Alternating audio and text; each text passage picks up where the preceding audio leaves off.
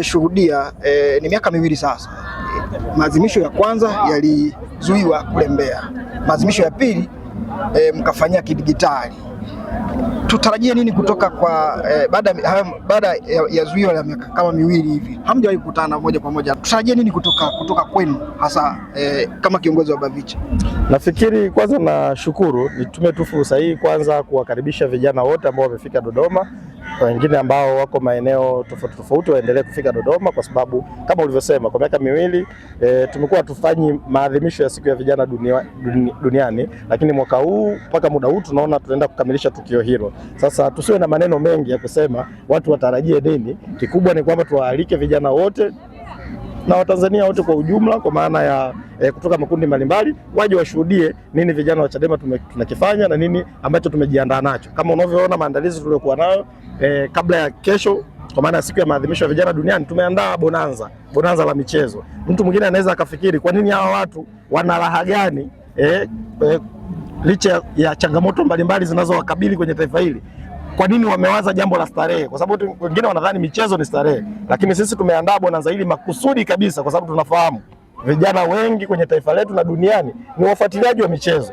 Sasa sisi kama BAVICHA, ajenda zetu, sera zetu na maono yetu tunapaswa kuwafikishia vijana. Kwa tumeanzisha bonanza hili kama mfano wa kwamba vijana watakapotoka Dodoma kwenye maadhimisho ya siku ya vijana duniani, wakienda kwenye maeneo yao wahakikishe wanawafikia vijana kokote walipo. Kama vijana wanapenda mipira, wanapenda michezo, wafike viwanjani kuhakikisha wanawapa ujumbe wa katiba mpya, ujumbe wa Free Lissu, ujumbe wa mapambano, ujumbe wa kupigania haki, uhuru wa kweli kwenye taifa letu na demokrasia ya kweli.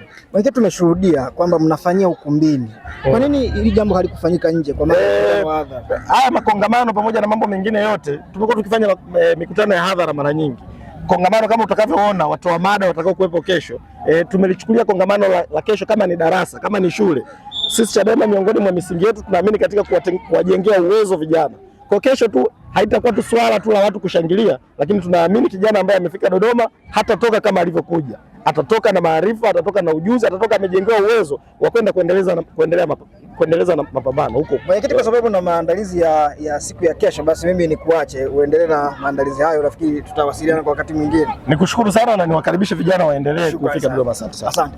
Ni mwenyekiti wa baraza la vijana wa Chadema kwa maana ya BAVICHA Taifa, ambaye amezungumza maandalizi mbalimbali ambayo yanaendelea hapa jijini Dodoma. Tunaendelea kuzungumza na watu tofauti tofauti ambao wao wanatuambia nini ambacho wanakitarajia au tutarajie nini kutoka kwao hasa kuelekea siku ya kesho. Na mtazamaji, nipo na makamu mwenyekiti wa baraza la vijana wa Chadema Taifa, ndugu yangu Nector Kitiga. Nector, ni mara ya kama nitakuwa sawasawa, ni miaka miwili imepita sasa tangu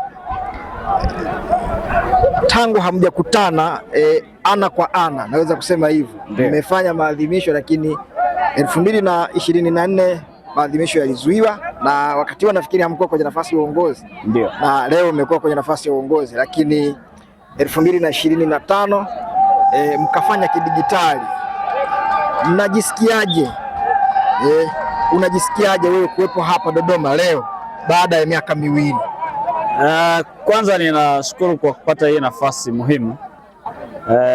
Kesho ni sikukuu maalum duniani kote kwa ajili ya vijana, siku ambayo Umoja wa Mataifa uliona ni vyema ikaadhimishwa duniani kote, hasa kutambua mchango wa vijana pamoja na changamoto zake katika kusukuma gurudumu la maendeleo ya kidunia. Lakini kwa upande wetu sisi BAVICHA, kama ambavyo umeniuliza, jambo moja la muhimu ni kwanza, sisi ndio waanzilishi wa maadhimisho ya vijana wa vyama vya siasa hapa nchini, kwa maana ya vijana wa Chadema BAVICHA toka mwaka 2022. Tumeazimisha hivyo Shinyanga, tukafanya 23 pale Mwanza. 2024 tulipaswa kuwa Mbeya, tukazuiliwa kwenye uongozi wa awamu iliyopita. 2025 mtakumbuka nyote kwamba chama chetu kilifungiwa, hatukuweza kuadhimisha siku hii. Lakini kama ambavyo ni utamaduni wetu, mwaka huu tunakutana hapa Dodoma kama sehemu ya mwendelezo wa maadhimisho ya miaka yote. Sasa umeniuliza kwa nini mwaka huu na najisikiaje? Najisikia furaha kwa sababu tumekutana na changamoto nyingi katikati toka tumechaguliwa. Huu ni mwaka wa pili sasa tumeuanza. Kumekuwa na changamoto nyingi, mwenyekiti wa chama kukamatwa, vijana mbalimbali kupotea, kutekwa, kuuawa kwenye uchaguzi kile kilichoitwa uchaguzi mwaka jana. Kwa hiyo tuliona ni fursa kuwakutanisha vijana wakutane kama hivi ambavyo mnaona bonanza linaendelea, lakini pia kesho kwa ajili ya tukio kubwa ambalo litakuwa na mijadala, litakuwa na ratiba kwa ujumla asubuhi mpaka jioni, na tunawakaribisha vijana waje waendelee kujifunza. Lakini kubwa kwetu kama viongozi tunachojivunia ni kwamba vijana wanatuamini, vijana wenzao kupitia Chadema, na wamekuja kwa wingi. Bado watu wanaendelea kusafiri, wanakuja kutusikiliza na kutoa maoni yao kuhusu namna ambavyo wangetamani nchi yetu na chama chetu kiweze kuendesha, hasa ukitambua mchango wa vijana.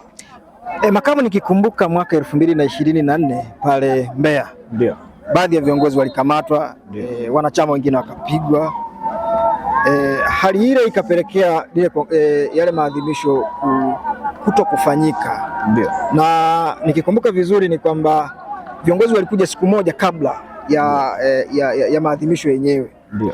Leo tunashuhudia ni tarehe 11, lakini nikitazama watu ni wengi, kwa maana ya kwamba watu wamewasili mapema, kwa maana vijana kutoka maeneo tofauti tofauti wamewasili mapema Dodoma. Ndio. Lili lengo lilikuwa ni nini hasa? Lengo la kwanza, kama unavyoona ratiba inaendelea michezo, ndio, kwa maana ya kuwa na mechi ya kirafiki kama unavyoona, timu Katiba Mpya na timu Free Tundu Lissu. Kama unavyoona inaongozwa na katibu mkuu na mwenyekiti wa Bavicha Mheshimiwa Deogratias Mainyila hapa, ambayo timu wenye viti na timu makatibu wanacheza. Kwenye hii mechi kuna timu mbili, timu ya mwenyekiti na timu ya katibu mkuu, na katika hizo timu moja ni timu Katiba Mpya mwenyekiti na timu Free Tundu Lissu ya katibu mkuu. Nini kiliwafanya mkabuni hiki kitu?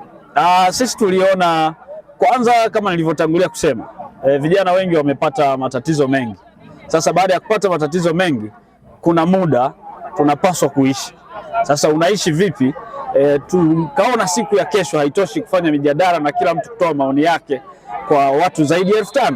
Sasa hapa uwanjani kuna watu zaidi ya 2,000 wanashuhudia mechi, wanashangilia, wanapiga story, wana refresh kuhusu mambo yote ambayo wamepitia. Pamoja na kuwa tunapitia magumu, lakini huwezi kuondoa kwamba tunapaswa pia kufurahi. Kwa hiyo michezo kama sehemu ya furaha, kama sehemu ya burudani, inatupa refresh na kupumzisha akili na kutafakari na kuanza upya kutafakari kuhusu mambo mengine yanayohusu nchi yetu. Kuna watu wanatamani kesho pia wanaweza wakafuatilia tukio hili. Ndio. Wengine wanatamani kuwepo, wengine hawajafika kwa sababu tofauti tofauti. Ndio. Nini wito wako na namna ipi ambayo inaweza ikawa ni nzuri na wao wakajiona ni sehemu ya jambo hili ambalo linafanyika hapa Dodoma kesho? Asante. Kwanza natoa wito kwa watu wa Dodoma, vijana wa Dodoma bila kujali vyama vyao. Hapa uwanja wa vijana Area C Dodoma ndio mahali ambapo vijana wote kupitia chama cha Chadema tutakutana, na wale ambao hawana vyama tunawakaribisha.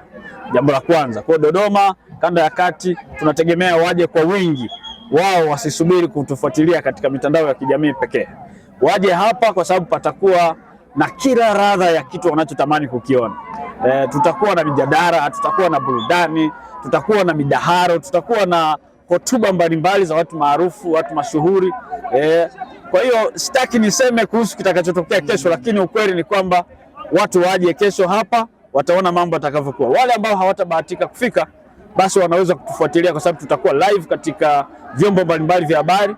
Wataona namna ambavyo sisi waanzilishi wa kuadhimisha siku hii hapa Tanzania tunaendeleza utamaduni wetu kama ambavyo imekuwa kawaida yetu.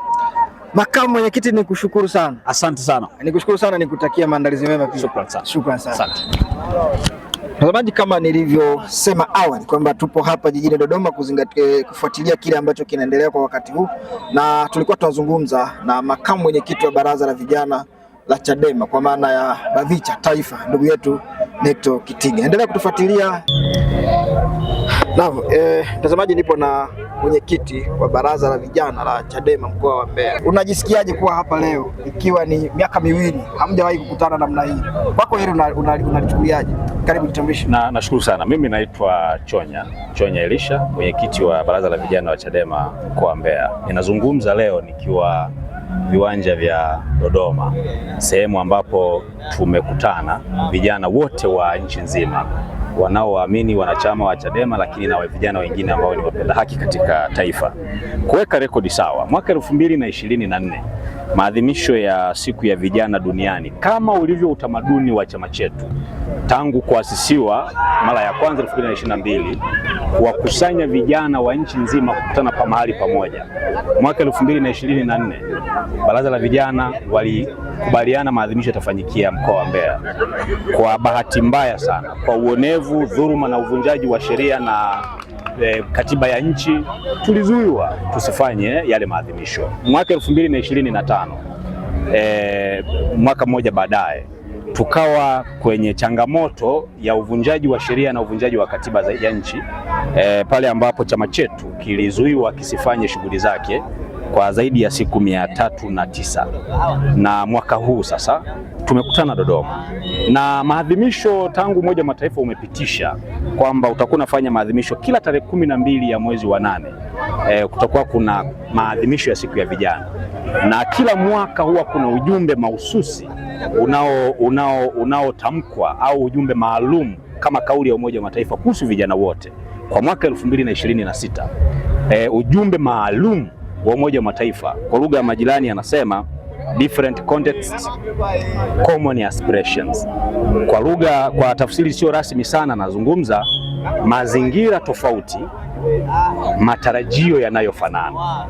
Ni ukweli wa Mungu vile vile kwamba vijana wa dunia hii wanaopatikana Komoro, wanaopatikana Jamaika, wanaopatikana Marekani, wanaopatikana Kenya, wanaopatikana Tanzania ni vijana wanaoishi maeneo tofauti, lakini wana matarajio yanayofanana.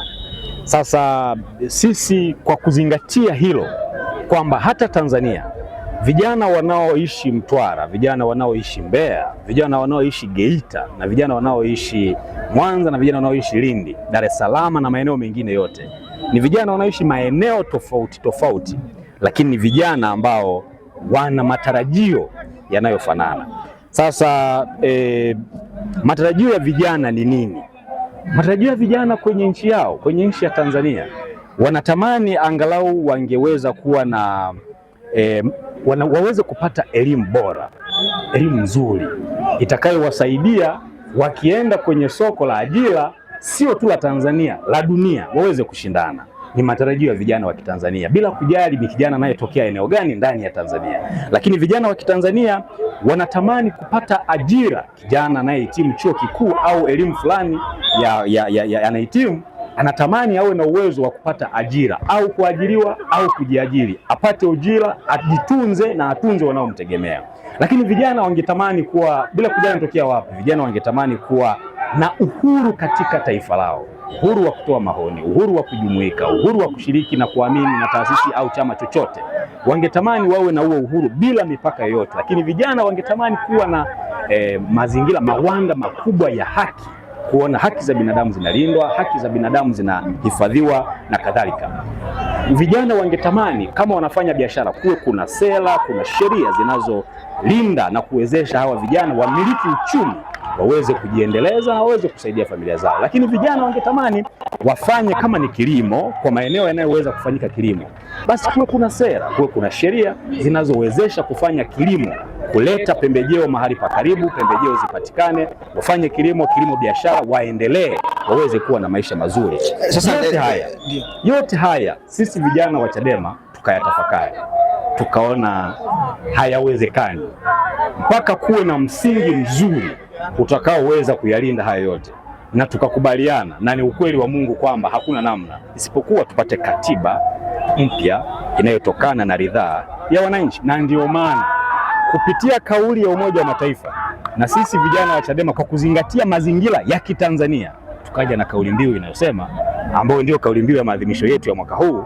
kwamba kijana na katiba, na hiyo ndio kauli mbiu ya mwaka huu. Tutarajie kitu gani kipya, mwenyekiti, kutoka kwenu, kwa ukizingatia ni takriban miaka miwili kama tulivyozungumza hapo awali? Tutarajie nini hapo kesho? Kwanza kama hivi leo ambavyo sisi tumeripoti sasa hivi, lakini vile vile wengi wameripoti na wengine wanaendelea kuripoti. Kesho ni siku kubwa, ni siku nzuri, ni siku vijana tunakutana nchi nzima kuja kujadiliana kwa pamoja kwamba kijana anayehitimu chuo anahitaji nini, mkulima anahitaji nini, kijana mwenye ndoto za uongozi anahitaji nini?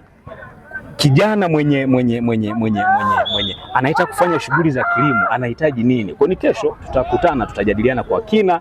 Pamoja na hayo yote, kuna mambo ya kijamii vile vile. Mimi Mbeya nitakutana na watu wa Zanzibar, mimi Mbeya nitakutana na watu wa Kigoma, mimi Mbeya nitakutana na watu wa Lindi.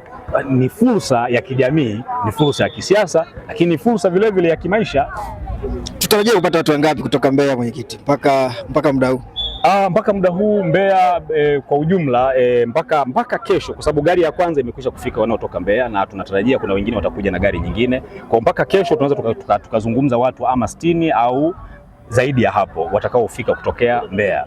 Sasa na wengine tutakutana na watu wengine kutoka maeneo mengine kesho. Kwa vyovyote vile sijui kama ukumbi utatosha, maana nimeutazama ukumbi ni mkubwa, ni kweli unachukua watu zaidi ya 2000, ni kweli, lakini kwa mwamko nao uona wa watu kutoka maeneo tofauti, hususan Mbeya peke yake watu wanakuja au wanaotumia gharama sio chini ya 90,000 kwa mtu mmoja, gharama tu ya kwenda na kurudi. Unaona idadi hiyo, vipi maeneo ya karibu itakuwaje? Kwa hiyo ninajaribu kuamini kwamba kesho kutakuwa na shamra nzuri ambayo itakutanisha watu wenye shauku na furaha na wana matumaini makubwa. Kwa kesho itakuwa ni siku nzuri sana. Nikushukuru sana mwenyekiti. Shukrani sana. Nikutakia maandalizi mema. Asante sana. Shukrani. Kibabi. Naam, kutoka Dar es Salaam mpaka Dodoma nipo na Nice Sumari, mwenyekiti katibu wa baraza la vijana jimbo la Kibamba. Nice, unajisikiaje kuwepo hapa Dodoma? Kwanza kabisa najisikia vizuri sana kuwepo Dodoma siku ya leo tarehe 11, wakati tunaelekea kilele chetu cha maadhimisho ya siku ya vijana duniani tarehe 12 siku ya kesho. Kwanza kabisa ni furaha sana, maana tuna miaka miwili hatujasherehekea kwa pamoja kama vijana, lakini pia mwaka huu imekuwa tofauti kidogo, tofauti na miaka mingine. Miaka ya nyuma tumekuwa na utaratibu wa kukutana tu siku ile ya tukio husika, lakini awamu hii tumepata fursa ya kukutana kwa pamoja, tumepata muda wa kucheza, muda wa burudani, muda wa kuzungumza, kujadiliana mambo kadha wa kadha kama vijana. Kwa hiyo tumepata muda mpana zaidi wa kukutana kama vijana. Kwa hiyo ni jambo zuri sana. Kwa lugha nyepesi, mpo Dodoma, ni siku ya pili leo, si ndio? Ndio. Sasa nini kinaendelea na kwa nini ni siku mbili kabla? Kama ambavyo nimesema mwanzoni, baraza la vijana mwaka huu tumekuwa na ratiba ya tofauti kidogo na miaka ya nyuma. Miaka ya nyuma tulizoea kukutana tarehe 12 peke yake, lakini mwaka huu tumekuwa na ratiba nyingi. Tumekuwa na zoezi la michezo kama ambavyo utapata nafasi ya kuona, wapo wachezaji wa netball, lakini pia tutakuwa na mchezo wa mpira wa miguu, lakini pia tutakuwa na michezo ya kukimbiza kuku na michezo kadha wa kadha. Lakini pia tutakuwa na muda wa kuzungumza vijana kwa pamoja, kujadiliana mambo yanayohusiana na sisi vijana, kuelimishana, kufahamiana. Kwa hiyo tumekuwa na siku nyingi kidogo ili pia tupate uwanda mpana wa kufanya hayo yote. Mara ya kwanza kabisa kushiriki maadhimisho ya siku ya vijana duniani ni mwaka gani? 2023. 2023. Yes. Ilifanyika wapi? Mkoani Mwanza. Mkoani Mwanza. Yes. Nini unakiona cha tofauti kwenye maadhimisho haya na yale ambayo umewahi kushiriki kwa mara ya kwanza? Bila shaka yalikuwa ni maadhimisho ya mara ya mwisho, si ndio? Hapana, ilikuwa mara ya mwisho. Yes. Mara ya mwisho, si ndio? Yes. Baada ya hapo hamkukutana tena nafasi ya kukutana. Yes. Unakiona kipi cha tofauti ambacho unakiona leo ambacho pengine ni tofauti na maadhimisho yote ambayo yamewahi kufanyika? Kwanza ni ratiba. Kama hapo tumeeleza awali, ratiba imekuwa tofauti na miaka ya nyuma, lakini pia matukio ambayo tumekuwa nayo hatukuwahi kuwa nayo huko kabla. Lakini pia tumepata muda wa kukutana kwa muda mrefu. Tumekuwa tukizoea kukutana tarehe 12 pekee, baada ya masaa 6, 8 hadi 10 tunaondoka, lakini sasa hivi tuna siku 3 za kukutana, kuzungumza, lakini pia kuwekana sawa kwenye baadhi ya mambo. Sawa, na vijana wa Kibamba tutarajie nini kutoka kwao, na wewe ni kiongozi wao? Bila shaka wapo wengi wa kutosha. Ni kweli kabisa, tuko wengi wa kutosha, lakini pia wapo wengine wapo kwenye viwanja vya mpira kule wanacheza. Kwa hiyo kunao ambao kwa upande wa timu ya makatibu, lakini pia tunao kwenye timu ya wenye viti. Kwa hiyo tutarajie mazuri. Vijana wa Kibamba tumekuja, tuko vizuri, tumejipanga vizuri, mtarajie mazuri kwenye jambo ambalo litahitaji ushirikiano wa vijana wa Chadema jimbo la Kibamba. Tuko tayari, tuko front kabisa na mtatuona kwa uzuri. Nikushukuru sana Nice. Asante sana. Shukrani. Nipo na mwenyekiti wa baraza la vijana kanda ya Nyasa, ndugu yangu Victor Bareki. Ni miaka miwili sasa hamjawahi kukutana hivi moja kwa moja kwa maana Bavicha. Ni namna gani unajisikia kuwepo hapa Dodoma baada ya kimya cha miaka miwili? Karibu. Asante ndugu mwandishi wa habari. Ni kweli umezungumza kwa takriban miaka miwili hususan ya uchaguzi ya viongozi wapya walioingia kwenye uchaguzi uliofanyika mwaka 2024 hatujawahi kupata fursa ya kushiriki siku ya vijana duniani. Kwa mnaokumbuka mwaka juzi Mbeya tuliandaa, lakini askari walikuja walituzuia, wakasababisha madhara makubwa sana. Walikamata zaidi ya vijana 500. Kwa mara ya kwanza nchi vijana 500 waliwekwa lock up. Lakini kwa mwaka jana mnafahamu kulikuwa kuna zuio haramu la mahakama lililozuia mambo ya shughuli za kisiasa. Hivyo kwa mwaka jana pia tulishindwa kushiriki ni kwa sababu hiyo. Hivyo kwa mwaka huu sisi tunaichukulia kama ni experience yetu mpya ya kuunganisha vijana nchi nzima. Lengo ni lile, kutengeneza sauti ya pamoja ya vijana. Unafikiri kuna kitu ambacho kinaweza kikawa kimebadilika baada ya ukimya wa miaka miwili? Of course vitu vimebadilika, sio kitu kimoja. Leo tunapozungumza tuna Tanzania ambayo tarehe 29 Oktoba iliamka tofauti na Tanzania ambayo ilikuwa kipindi cha nyuma. Tunazungumza leo, vijana wengi wameshaona madhara ambayo yamepatikana kwa engo ambayo imesababishwa na wanasiasa wa nchi hii. Kwa hiyo experience yetu mpya ni kwamba siku hii imekuwa ina msisimko mkubwa, kwa sababu vijana wengi wamejikuta wanataka kushiriki mambo ya siasa kutokana na madhara ambayo yamewakuta, na ndio maana kauli mbiu yetu mwaka huu tumesema kijana na katiba. Tutarajie nini kesho? Kesho tutarajie tumealika watu wengi, watu wenye uwezo mkubwa, watu wenye historia kubwa katika nchi hii, wenye uwezo wana consistency ya kupambania mapambano ya katiba mpya. Kesho tutakuwa tuna shule ni kwa nini vijana tunatakiwa tuunganishe nguvu ya pamoja kudai katiba mpya.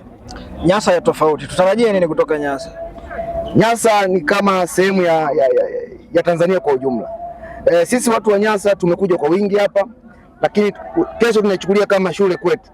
Tutatoka hapa tukiwa na spirit mpya kwenda kuanzisha makongamano yenye sura kama ambayo tutaiona kesho kwenye maeneo yetu ya utawala. Bila shaka tutarajie vijana wengi kutoka Nyasa.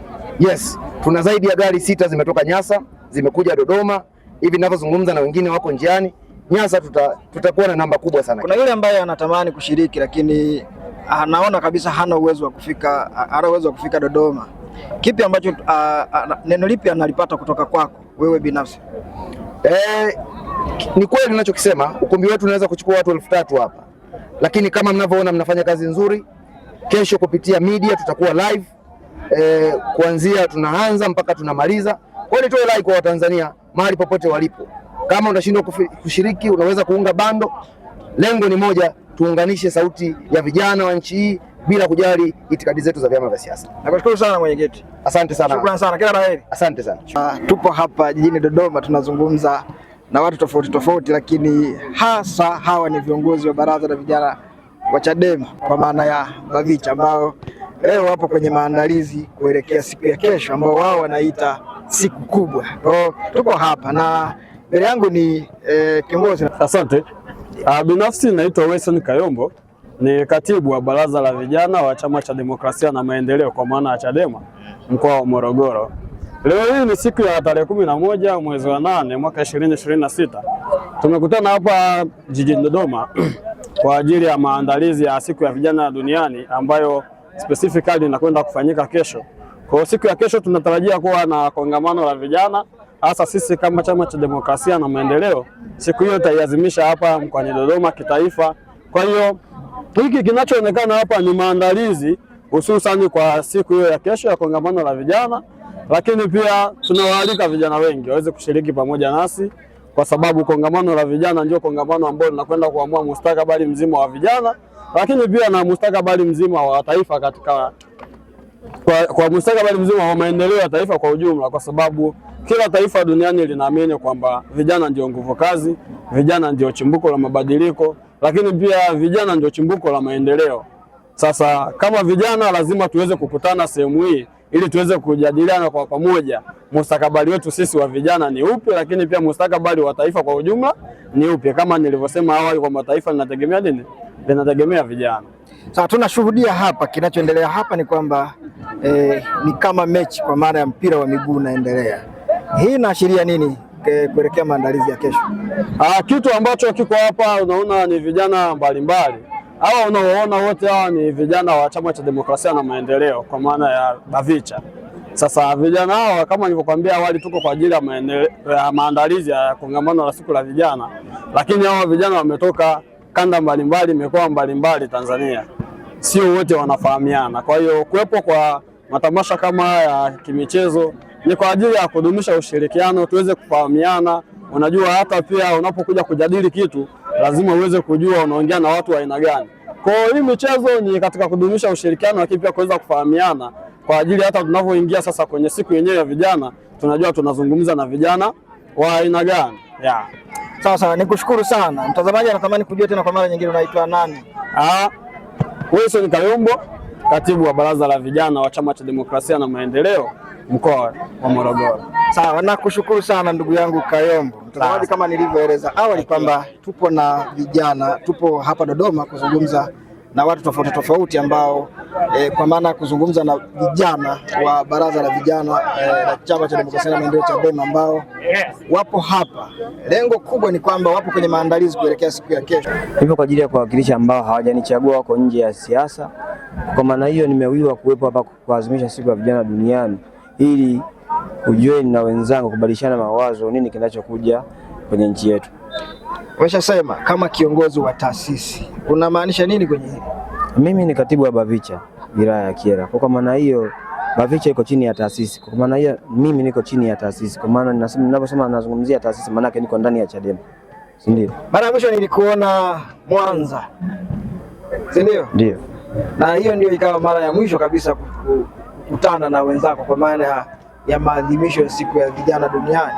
Baada hapo yakafanyika Mbeya, ilipaswa kufanyika Mbeya, hayakufanyika. Mwaka uliofuata 2025 hayakufanyika kabisa kwa maana kama mlifanyia kidigitali.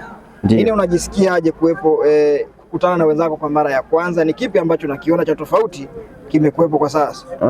Ninachokiona cha tofauti ni kwamba serikali ya Samia Suluhu Hassan imekubaliana na matokeo ya kwamba CHADEMA sisi ni chama kikuu cha upinzani cha kwanza, lakini nikirudi nyuma ni kwamba mwaka 2022 tulikuwa tumeazimisha Mwanza, tuliazimisha uwanja wa wazi. Wao walikuwa wamewaleta pale wasanii, uwanja wa CCM Kirumba walikuwa wamewaleta wasanii wa kina Diamond, sijui wasanii wakubwa wakubwa wa kina Leivani, lakini sisi tulikuwa na viongozi wetu wa chama tukaperform vizuri, uwanja ulijaa, pamoja na kwamba alikuja alitufanyia fujo, lakini leo tuko hapa Dodoma. Hatujasombwa na magari, tumejilipia nauli zetu wenyewe. Kwa maana hiyo najisikia furaha sana kujueni na viongozi wenzangu, wanachama wenzangu, vijana kwa wazee, kwa mama, kwa ajili ya kutupa support si vijana, kwa sababu leo ni siku ya vijana duniani. Nakushukuru sana Bwana Dani. Nashukuru sana. Shukrani. Asante. Mtazamaji, kama nilivyoeleza awali kwamba ninazungumza na viongozi tofauti tofauti ambao wamefika hapa jijini Dodoma, ambapo tunataka kupata maoni yao na kile ambacho wanakizungumzia kuelekea siku ya kesho. Kesho ni siku ya maadhimisho ya siku ya vijana duniani, ambapo vijana wa Chama cha Demokrasia na Maendeleo CHADEMA kwa maana ya BAVICHA watakutana hapa na wengine wameshaanza kuwasili. Sasa kama mnavyoona kwamba haya ni maandalizi kuelekea hiyo kesho. Sasa tupo na mwenyekiti wa Baraza la Vijana wa CHADEMA mkoa wa Njombe, ambaye yeye atatuambia namna safari ilivyokuwa hadi kufika hapo walipofika leo, na tupate maoni yake kuelekea hiyo siku ya kesho. Mwenyekiti, karibu sana. Asante sana. Mwenyekiti, unaweza ukatuambia kiufupi, mtazamaji anatamani kujua jina lako, unaitwa nani? Sayuni Theodore Ndigo. Sawa, kutoka Njombe mpaka Dodoma. Wewe binafsi unajisikiaje?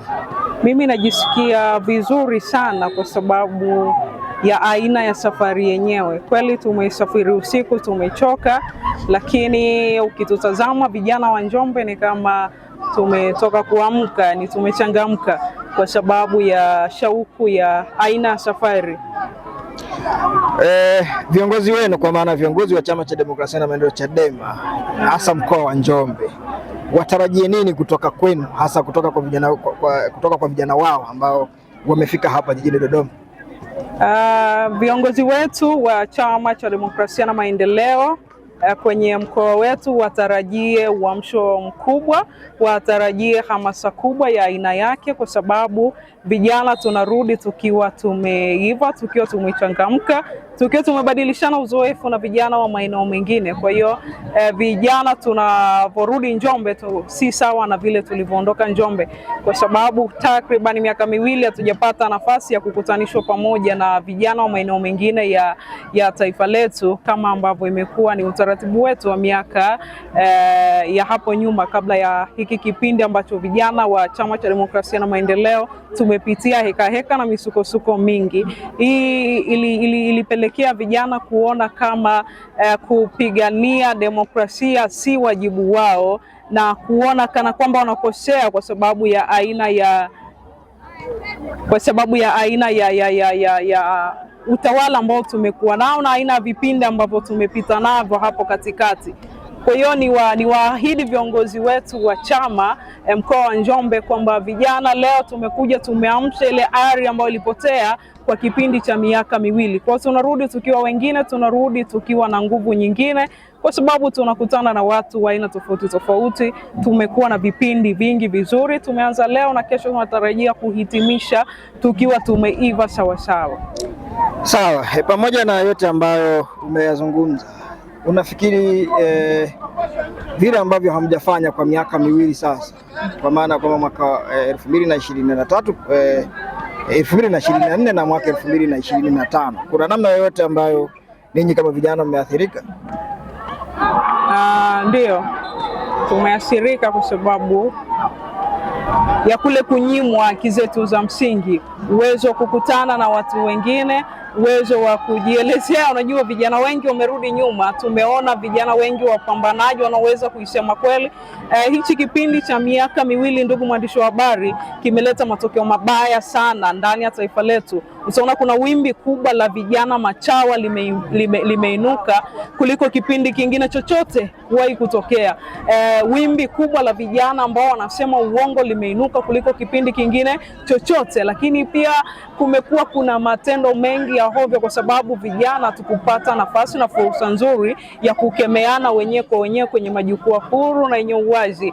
Lakini hivi tunapokutana, unajua kuna vitu vinapungua. Kuna mtu anakutana na mtu wa aina wa mkoa mwingine, yeye alikuwa na tabia fulani sio nzuri, anakutana na mtu mwingine anakuwa anazungumza naye, kuna namna anabadilika. Kwa hiyo mimi natoka nimechukua mazuri ya kijana wa mkoa wa Mara za Mwanza, natoka nimejipanga vizuri, narudi nyumbani kwetu, na mimi nikifika Njombe na tamani kufanya kile kitu kizuri ambacho nimekinoti kwa vijana wa Mwanza na Mara maeneo mengine, nikifanye mara mbili zaidi, ili wakati mwingine nitakaporudi kijana wa Mwanza sione kama nilichukua kwake, nimefanya kama yeye. Hata kama ataona nimefanya kwa sababu ya idea yake, ila nimeboresha zaidi. Kwa hiyo tunajaribu kushindana kwa kuonyesha uwezo wa kufanya vizuri zaidi kuliko kuharibu. Kwa hiyo tumeathirika kusema kweli, ndugu mwandishi wa habari, kwa sababu ya hilo wimbi la vijana wengi kwa sababu ya uoga. Sawa, nakushukuru sana. Asante sana.